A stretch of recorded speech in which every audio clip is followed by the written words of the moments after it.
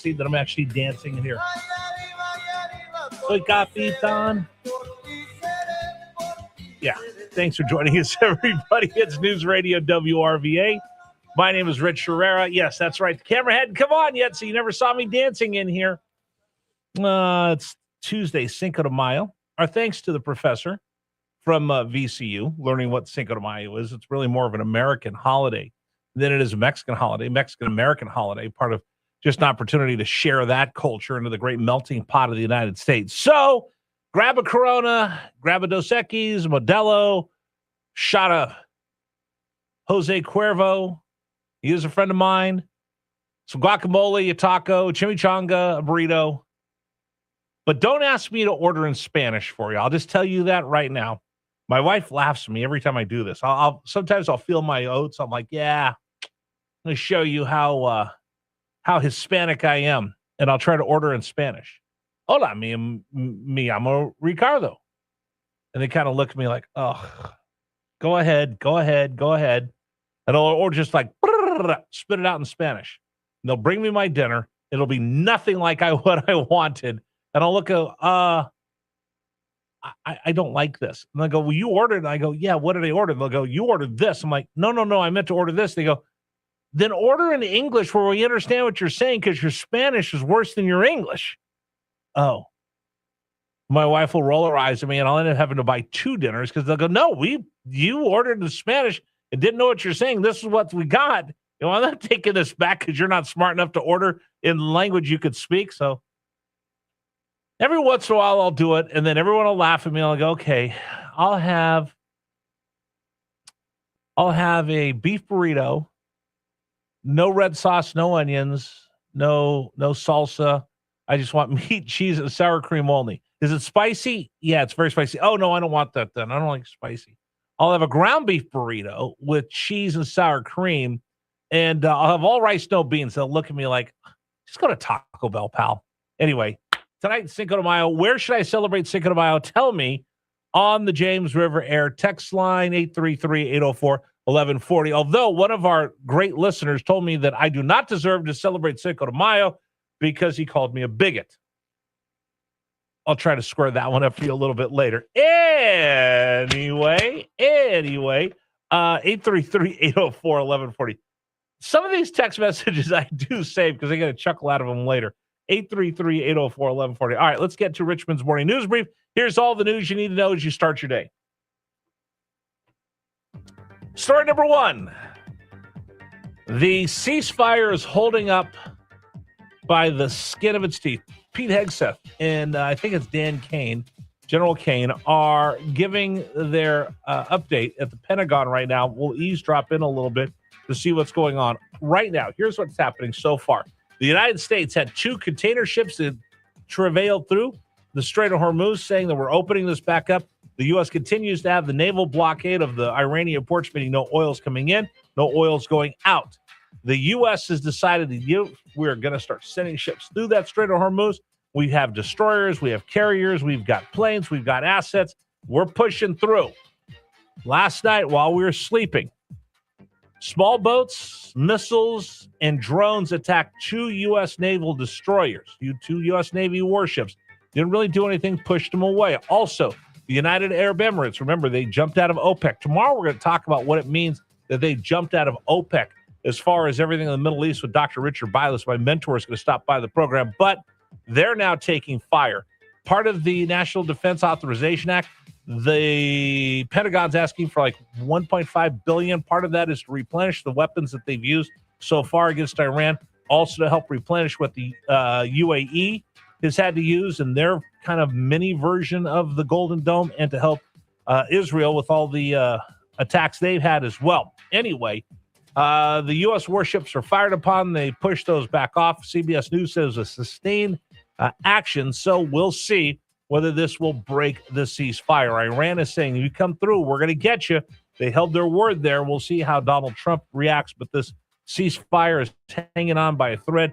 Two 15-point plans were advanced by the Iranians over the last few days, but neither one of those said, we're going to give up our nukes. In fact, they said, let's negotiate for another 30 days and bedtime stories and have ice cream. Basically, was what they had in their proposals. That's a big story of the morning. Story number 2, the judge who is overseeing the case of the would-be Trump assassin who broke into the White House Correspondents' Dinner apologizes to the suspect. That's story number 2. Number 2. A Justice Department prosecutor said Cole Allen told FBI agents he didn't expect to survive the assassination attempt. And in an email, Allen said he wanted to extend his appreciation to many people since he will not likely be able to talk to them again. Magistrate Judge Zia Faruqi told Allen he would get him the Bible that he's been requesting.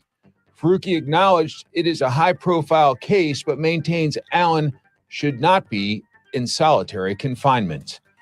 At U.S. District Court in Washington, Mike Emanuel, Fox News. All right, so here's what's going on.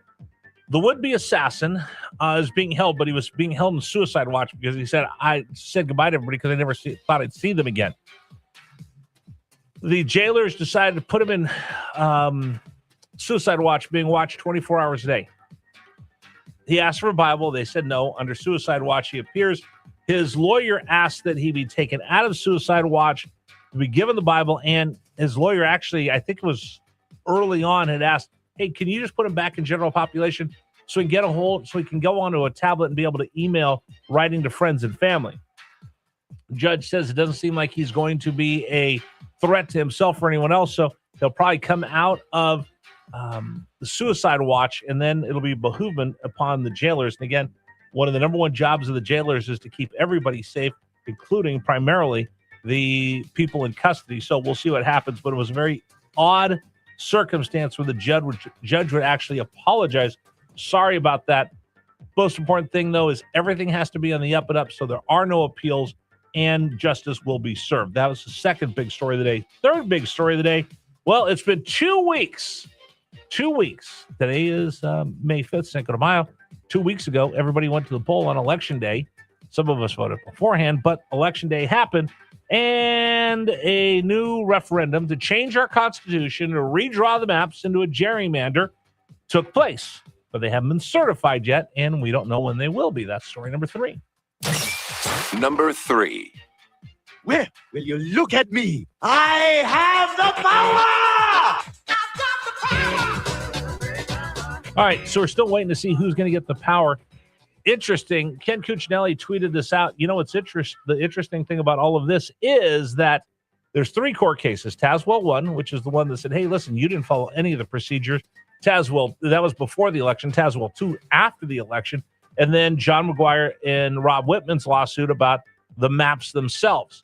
Supreme Court has not scheduled Tazewell 2. Does that mean they're just going to work on Tazewell 1 and have a ruling? That's not good news if you're reading the tea leaves for the Democrats, because if they're not even going to look at Tazewell 2, does that mean they've already made up their mind in Tazewell 1 and there's no reason to see it? I don't know.